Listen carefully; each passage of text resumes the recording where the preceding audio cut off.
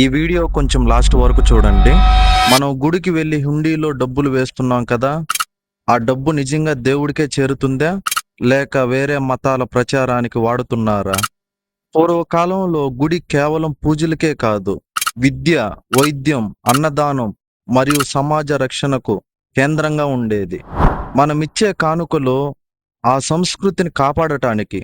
కానీ ఇప్పుడు ఏం జరుగుతోంది? భారతదేశంలో కేవలం హిందూ దేవాలయాలు మాత్రమే ప్రభుత్వ ఆధీనంలో ఉన్నాయి. మనం భక్తితో హుండీలో వేసే ప్రతి రూపాయి ప్రభుత్వ ఖజానాకు వెళ్తుంది. అన్యమత ప్రచారాలకు, సెక్యులర్ ప్రభుత్వాల వేరే కార్యక్రమాలకి ఈ నిధులు మళ్లిస్తున్నారనే ఆరోపణలు ఎందుకు వస్తున్నాయి?